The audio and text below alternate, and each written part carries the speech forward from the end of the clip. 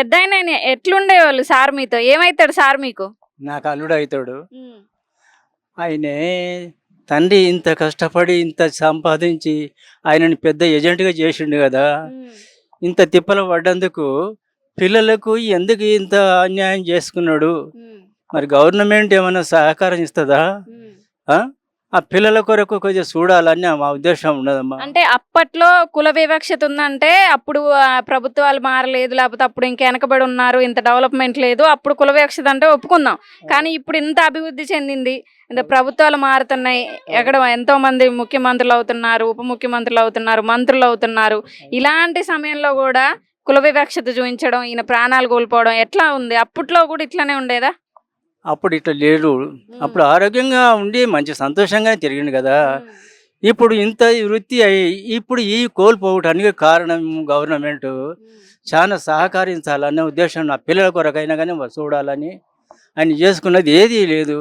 పిల్లలను ఇంత దూరం చేసుకున్నాడు, ఇంత వృద్ధి అయ్యి ఇంత సంపాదించుకోనే కదా ఇంత కష్టపడ్డది. ఎస్ఐ అవడానికి కారణం ఏంటిది అంటే తల్లిని పోషణ సంతోషానికి కదా. కానీ ఇంత కారణం చేసుకుంటానికి, దారుణం చేసుకుంటానికి ఇది పద్ధతి కాదు. కానీ చేసుకున్నదా లేకపోతే వాళ్ళు చేసిన విధానాన్ని బట్టి తట్టుకోలేకనా. కానీ పిల్లలకు మాత్రం అన్యాయం జరిగింది. ఈ పిల్లలకు కొద్దిగా సహకరించాలని నేను మనవి చేస్తున్నాను. ఇక్కడ చుట్టుపక్కల ఉన్నటువంటి బంధువులు ఉన్నటువంటి మహిళలు కూడా ఉన్నారు, వారితో మాట్లాడే ప్రయత్నం చేద్దాం. నమస్తే అమ్మా, మీ పేరు? నా పేరు స్వరూప. స్వరూప, మీకు చుట్టాలు అవుతారా లేకపోతే ఎట్లా? ఏంటి చుట్టుపక్కల మీరు? చుట్టుపక్కల చుట్టాలు మా అల్లుడే. మీకు అల్లుడే అవుతారు? అల్లుడే, మా బావ అల్లుడే. ఇద్దరు అమ్మాయిలు ఆయనకు. ఒక అమ్మాయి పిచ్చిలేసింది, ఆ అమ్మాయి ఇంట్లోనే రూమ్లో పడి ఉంటుంది.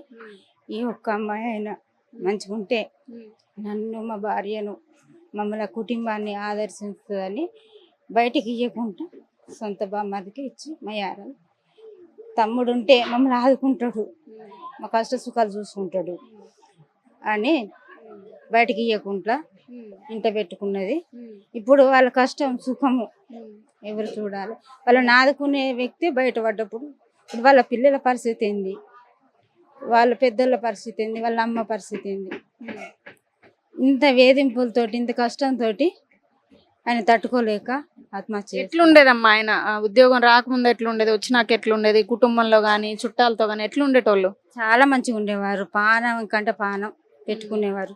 నాకు కూడా ఒక అమ్మాయి, మా ఇంట్లో పరిస్థితి మంచి లేకుంటే కూడా తీసుకుపోయి ఒక 4 రోజులు ఉంచుకొని కూడా మస్తు చెప్పిండు, నువ్వు చదువుకోవాలి, మంచిగా జాబ్ తెచ్చుకోవాలి, నేనున్నా, నీకు చదువుకు పెడతా, మీ అమ్మ నాన్న పెట్టుకున్నా నేను పెడతా అని మంచిగా చెప్పిండు. చెప్పితే మా బుజ్జి అప్పుడు ప్రెషర్ మంచిగా ఉన్నది. అంటే ఇటు చూస్తే మనం అన్యాయం ముందు, అరాచకాల ముందు, కుల వ్యవస్థ ముందు ఒక నిండు ప్రాణం కానివ్వండి, న్యాయం నిజాయితీ ఓడిపోయింది అనుకుంటున్నారా?